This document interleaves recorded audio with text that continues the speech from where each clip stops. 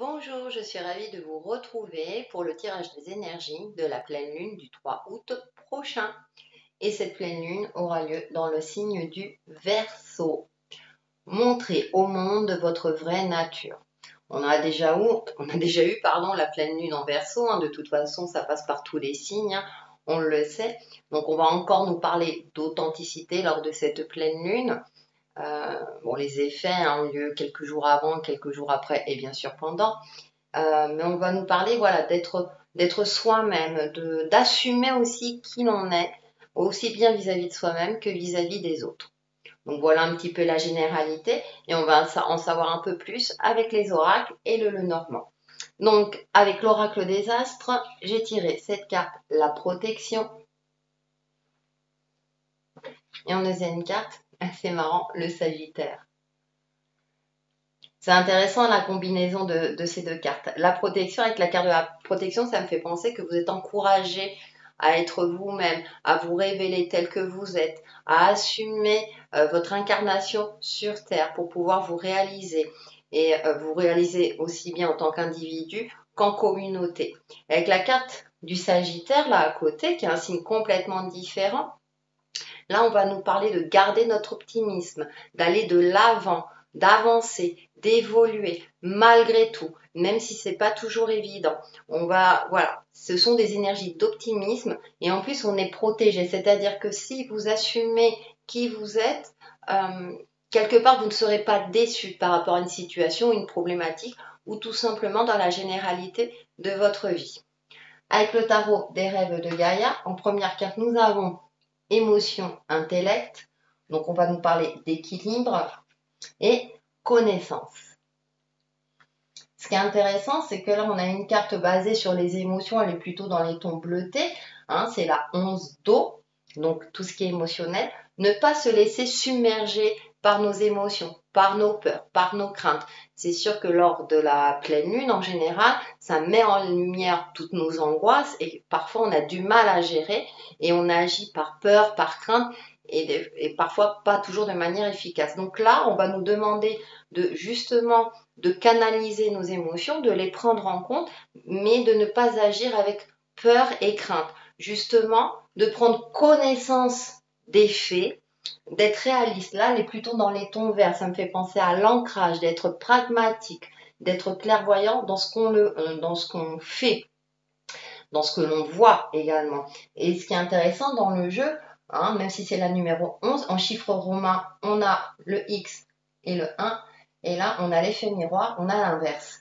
Donc, il y a cet effet miroir, c'est-à-dire d'être en accord avec soi-même pour être en accord avec l'extérieur et être en accord avec l'aspect concret. Donc, il y a aussi ce côté d'être vraiment en paix avec soi-même, d'avoir l'esprit clair, le mental clair pour pouvoir mettre à profit nos connaissances, tout ce que vous avez acquis, votre expérience de vie, vos connaissances professionnelles, personnelles, etc., pour justement trouver un juste milieu, pour pouvoir avancer et évoluer sereinement et pour pouvoir aborder soit les événements, une problématique ou une difficulté de la manière la plus équilibrée, la plus juste. Voilà, c'est le mot que je cherchais.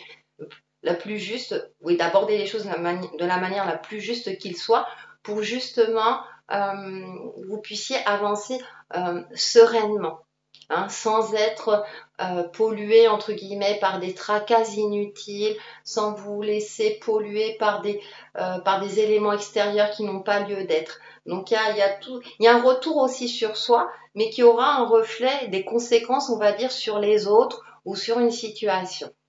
Donc c'est assez intéressant parce qu'on a des énergies d'optimisme, qu'on nous demande d'avancer tel qu'on est, de prendre conscience de qui l'on est sur cette terre pour pouvoir avancer et évoluer, et ça fait beaucoup de bien. On a un peu plus de légèreté parce que on avait les nouvelles lunes en cancer, on avait des énergies lourdes, et là j'ai l'impression qu'il y a un petit peu plus de légèreté lors de ces énergies de la pleine lune. On va aller un petit peu plus loin avec le Lenormand enchanté. Donc en première carte, j'ai tiré l'anneau. En deuxième carte, le livre. En troisième carte, la boussole, ce qui ne m'étonne pas.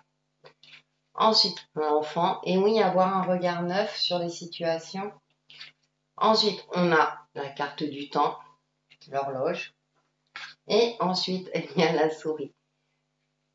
Ça me fait penser, et là je vois la souris, effectivement de ne pas vous laisser submerger par des tracas inutiles. Je sais, c'est pas toujours évident. On revient avec l'anneau et le livre. Donc, eh bien, le livre va me faire penser à connaissance de la situation. L'anneau, ça peut être un partenariat, une association, quelque chose de cet ordre, aussi bien avec soi, avec son côté spirituel et le côté concret de sa vie. Ça va me parler aussi d'aller au fond de soi. Hein. Le livre, là, il est fermé. C'est aussi tout ce qui est secret.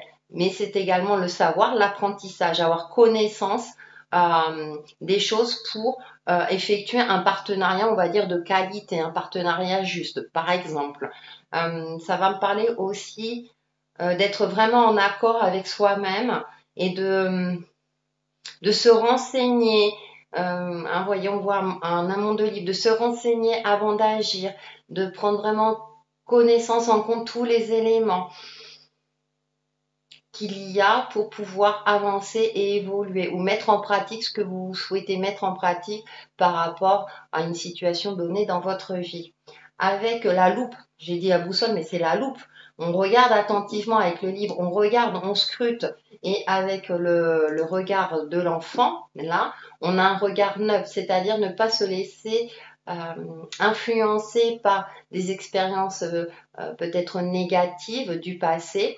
C'est-à-dire que par le passé, je prends un exemple, telle situation va évoluer de telle manière, je l'ai déjà vécu, donc ça va se passer encore pareil. Tandis que là, on nous dit non, de regarder attentivement la situation, la problématique, le projet, etc., avec un regard neuf, justement pour pouvoir voir soit toutes les possibilités et également avancer avec confiance. C'est-à-dire qu'un enfant a un regard brillant, il a cette naïveté, mais en même temps, il a confiance en la vie. Il a confiance, on est protégé, on a la carte de la protection.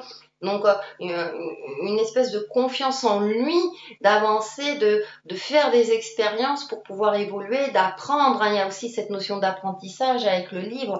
Et donc, avec cette loupe, on regarde les choses peut-être avec un regard neuf, justement, peut-être pour trouver une solution que vous n'aviez pas trouvé jusqu'à présent, pour pouvoir trouver aussi, pour pouvoir agrandir l'angle de vue par rapport à un projet ou une problématique qui vous est donnée, et ainsi avoir cette sensation de plusieurs possibilités de vie dans votre vie, vous voyez. Et avec la carte de l'horloge et du temps, effectivement, laissez le temps faire. Je disais, l'enfant a confiance dans la vie, donc laissez aussi l'univers faire son œuvre, les énergies divines, et essayez d'apaiser votre mental là, avec la souris, justement de ne pas être dans un tracas inutile, de ne pas laisser, comme je vous disais avec la carte de l'émotion et l'intellect, ne pas laisser vos peurs et vos craintes prendre le dessus, et du coup qui va vous obliger à agir de manière déraisonnée ou de manière inefficace. Donc ayez aussi cette notion de confiance entre le moment où vous visualisez ce que vous souhaitez mettre en place dans votre vie, comment vous pouvez y arriver et quand est-ce que ça va arriver. Donc je schématise bien entendu, hein, vous le savez. Donc mais on garde cet optimisme. L'enfant, c'est un optimiste de nature. Donc on garde cet optimisme, on laisse le temps placer ce qu'il y a à placer, et vous verrez que les choses évolueront dans le bon sens. En tout cas, c'est tout ce que je vous souhaite. Pour faire la synthèse de ces énergies, j'ai pris une carte des portes de l'intuition et nous avons le revirement. Une très très belle carte. Vous êtes beaucoup plus puissant que vous ne l'imaginez. Cette capacité vous permet de transformer le négatif en positif. Elle est colorée. On a la terre là. Donc voilà, on vous parle encore d'optimisme, que ayez confiance en vous aussi, en votre capacité de créer, de mettre en place des projets, d'améliorer votre vie. Ayez confiance en vous. Donc l'ensemble des cartes parle dans ce sens-là, et donc tant mieux. Et on termine avec le petit oracle des couleurs, et nous avons, je ne sais pas si vous arrivez à lire, J'honore et je nourris ma déesse intérieure, l'orchidée. Très jolie fleur au passage. Ma déesse intérieure, ben bien sûr, hein, on s'honore soi-même, on se respecte, on prend en compte pardon, notre part féminine, c'est-à-dire nos ressentis, notre côté intuitif, pour pouvoir se réaliser sur cette terre et y trouver sa place ou retrouver sa place et ou accepter tout simplement son incarnation sur cette terre. Et bien voilà pour les énergies de cette pleine lune du 3 août 2020 et je vous retrouve très très vite sur ma chaîne Textile Chemin de Vie. Bye bye.